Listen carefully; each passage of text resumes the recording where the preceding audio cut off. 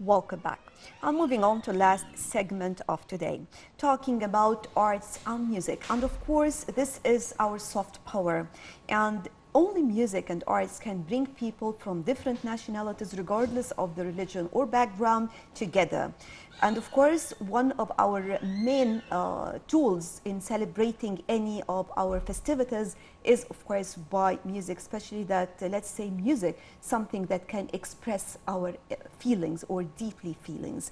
So, first of all, allow me to welcome my guest for today, Dr. Dalia Ihab Younis, content creator and an independent artist. Good morning. Good morning. So, first of all, talking about music as a soft power. And of course, we have another or one of the important initiatives when it comes to music, that is community-based singing initiatives. Tell us more about this initiative and how important it is.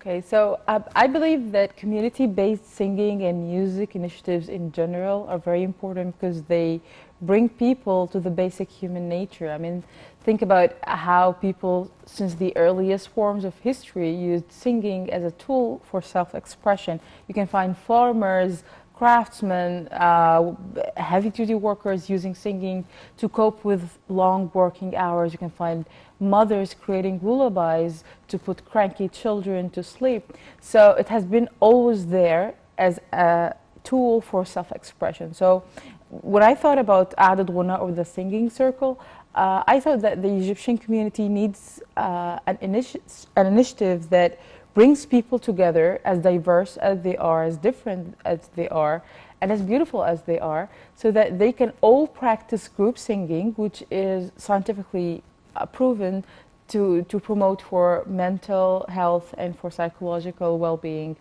So the idea of the singing circle is that we're creating a safe space for everyone, not necessarily musicians or talented vocalists, to come together, sing out loud songs that they really love and they really enjoy, and they just practice that in a safe haven without any bullying, without any sarcasm, without any satire. So at the end of the day, I felt that people in the Egyptian community lack that. They need some space to express themselves without all the intimidation and fear of judgment and of bullying and everything. So for 3 years we have been doing this in Egypt, and I'm very proud that we came out of Cairo to other governorates as well. We carried singing circles in Alexandria, in Tonta, in Minya,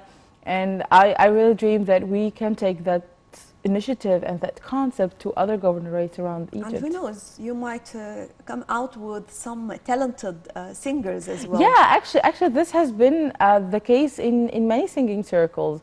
I have another project called Klaxix, or Kalaxikiyat in Arabic, which is basically a project for a cappella singing, a classical form of singing that uses only human vocalists.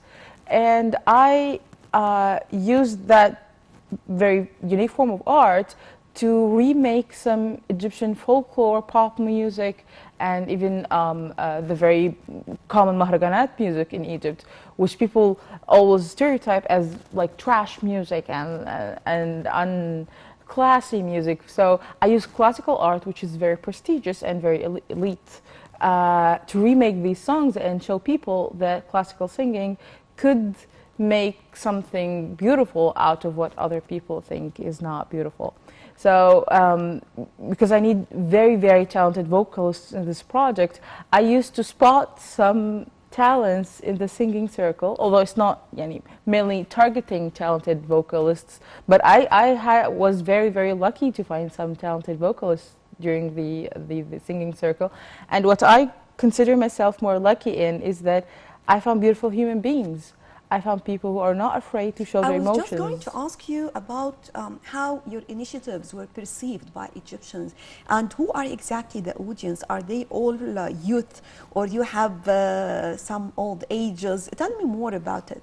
It's interesting. Yes, I can describe the singing circle as it's a mini form of our Egyptian society. So you have a variety? A big variety. You can find people as young as 4 years old coming to the singing circle, participating in the circle, and you can find people as old as 65 in the circle as well. You can find people who are trying this for the first time. They never tried any community-based art initiative before. They never attended such an event before. And you can find people who are very, very active in attending such new trends in activities and events in Egypt. But the thing that brings them all in common is that they love to sing, and they love to be singing without any judgment. This is what brings everyone to the table. And one of the most beautiful things that I ever heard about the singing circle, and it's something that motivates me to keep going, is that people told me that it's starting to become like a group therapy rather than just an event that we attend every month. It's something that we anticipate for. It's something that we wait for, and it's something that we want to help to keep going. I have a group of volunteers who actually attended the circle before, and just because they want this to keep going, and it's a non-profit initiative, and there is no support, financial support of any kind. So I find people who are not just happy with the circle, but they want to contribute in making it go on and making it go to other places as well. What is really interesting is that you are the first Muslim veiled woman to also to practice in this church Christian hymn as well. Of course, this is of great importance, and of course, even if I'm saying this today, this is not something new about Egyptians. We have always been living together, and I believe that sometimes you don't know even your best friend what religion she belongs to. So tell me about this experience, and how did you work on this? Well, ever since I was a teen, I was a big fan of Fayrouz, the great Egyptian diva, Lebanese diva, sorry. So I remember that when I was 15, I listened to that very beautiful album of Fayrouz for the Good Friday prayers, and I was actually very surprised that that Fayrouz performed a lot of Christian hymns, and to me, these are one of her best works ever, artworks ever. So I just, like listen to them and memorize them like any other beautiful song that catches your eyes. So after a while, I realized that it's a bit awkward for me as a Muslim veiled woman to be very interested in such type of singing. But at the end of the day, I considered it as art, and art is not always usual to everyone. Sometimes you perform unusual art, so I just considered it as an unusual art that I perform as part of my music project. And in 2018, I had this idea of performing a hymn called إليك الورد يا مريم, Roses to You, Mary.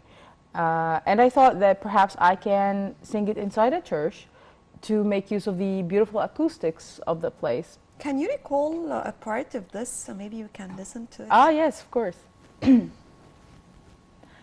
إليك الورد يا مريم يهدى من أيادينا هلمي واقتفي منا عربنا حب أكيد مع تهانينا أكيد مع تهانينا. So I just went like that inside the church without any instruments, without any production, just a phone camera, and that's it. So suddenly I found it picked up by the media. Suddenly I found the title of the first veiled Muslim who performs inside churches and everything. But to me, it was far more simpler than this.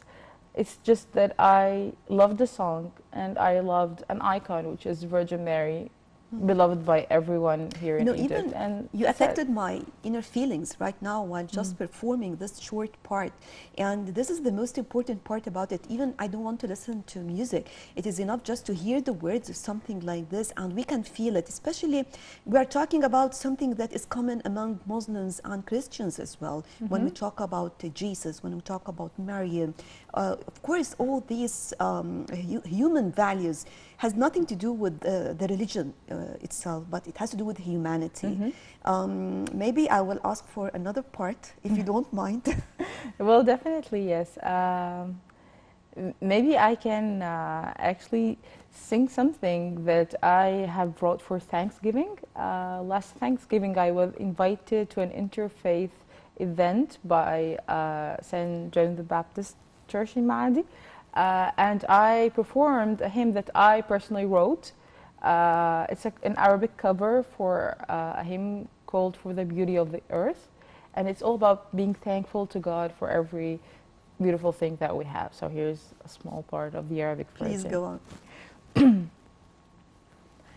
شوفي السما واسعة وصافية، شوفي الأرض جميلة ازاي، في لحظة جميلة ودافية على أنغام صوت الناي، برفع صوتي وبغني للسما، أغنية تقول الحمد لله، عندي قلبي ساعي الكل، بحمد ربنا عليه، لون الورد وريحة الفل، حتى مج النسكافيه، برفع صوتي وبغني للسما، أغنية تقول الحمد لله، نعمه كتيرة ولا تحصى، بس احنا بننساها كتير، ونسوا شغف فكر وصحة، دم خفيف وحلم كبير، برفع صوتي وبغني للسما، أغنية تقول الحمد لله. Thanks God.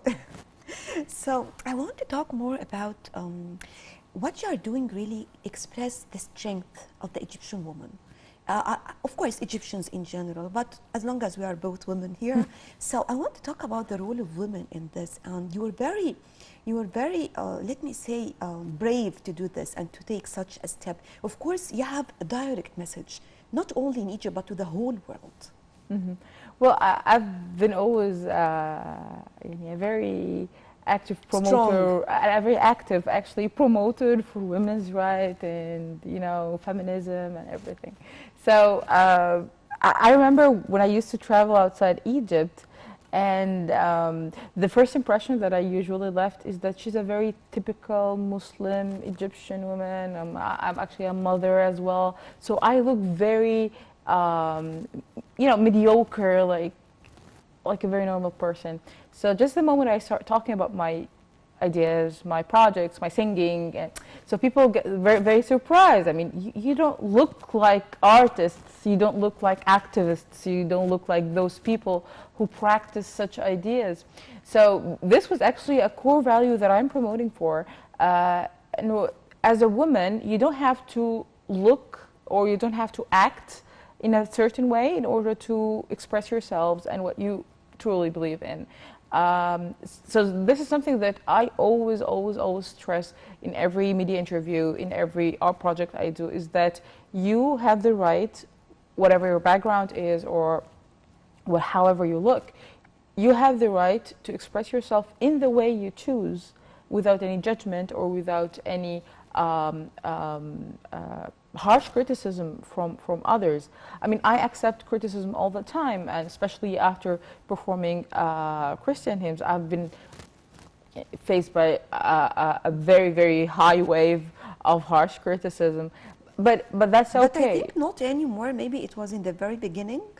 Well, now it is different. Yeah, I can say that I became stronger in dealing with it. It's still there, but I just, you know, got used to it. So at the end of the day, it's how strong you believe in what you're doing that keeps you going. So to me, the idea of being a woman who leads an a cappella troupe in Egypt, a woman who writes music, a woman who writes lyrics, a woman who is not afraid of extremists and can be as bold as going, you know, and singing out loud inside a church and taking this on camera. To me, this is a message that I want to always deliver, not just to every Egyptian woman, but to all women around the world. I believe that all women around the world have a lot to give to their communities, and sometimes their potentials are hindered just by the restrictions they have in the society. So I hope that everything that I do, that all my art and all my messages to the world just inspires even one woman in a very, very far place that I don't even know about to just do something that she has been always dreaming for, and she has been scared, and she has been feeling that she will never be supported. So just my existence, I hope it not to inspires give up. people. Definitely I hope not so. to give up. So if I'm talking about, as you mentioned, many women in Egypt, they would like to do a lot, express themselves, to be accepted. So if I'm talking about, of course there is no time, we have to conclude our show, but I wanted to talk about, you are moving on from one place to the other, right? You're not only having these initiatives or rounds in Egypt, right? I mean in Cairo. In Cairo, yes. So you're moving on to other governorates as well? Yes, I do this as funds are available. I mean, sometimes people donate to the singing circle. Sometimes we find places that are interested to host the circle in other places. So we're trying to do that as funds are available. Right. Again, I want to express my happiness because you are with me today. Thank you. Or that I'm with you today. And actually, I love what you are singing. And as you have seen, you brought tears to my eyes. So I want to conclude with another part of your songs. But allow me just first to thank you, Dr. Dalia Ihab Younis, the content creator and independent artist. Thank you very much for being with us. Happy New Year. And now it's time for you just to conclude the show with a love.